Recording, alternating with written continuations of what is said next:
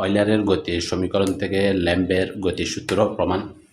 আমরা জানি অয়লারের গতির সূত্র dq divide by dt is equal to f minus 1 divide by rho del p, যেখানে dq d by dt is equal to del by del t plus q into del into Q is equal to, এটাকে ভেঙে লিখি, del Q divide by del T plus Q into del Q is equal to F minus 1 divide 1 by rho del E.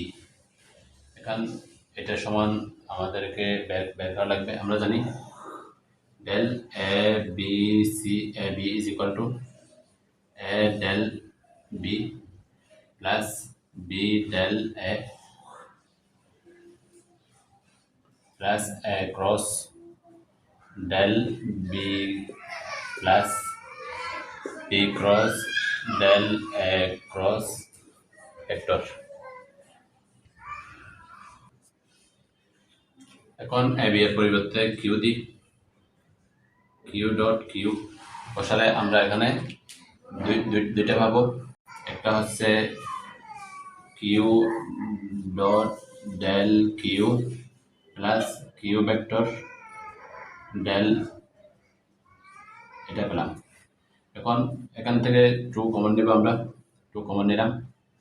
2 common নিয়ে পক্ষান্তর করি। আমরা জানি A dot A is equal to A square, তাহলে এখানে del Q square, এটা half. এখানে পাবো Q del Q plus Q vector del Q. পক্ষান্তর করি, পক্ষান্তর করলে এখানে পাই Q del Q is equal to half of del Q square minus Q vector, এই মানটা উপরে 1 নম্বরে বসাই, এখানে বসিয়ে দিই, তাহলে পাই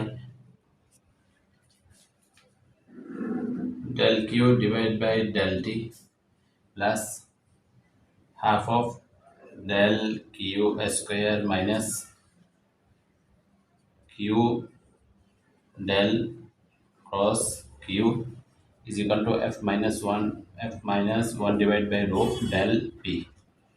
আমরা জানি q cross del cross q is equal to curl q, অর্থাৎ ক্রস ভেক্টরের ক্ষেত্রে আমরা কার্ল নিই, আর ডট ভেক্টরের ক্ষেত্রে আমরা ডাইভারজেন্স নিই।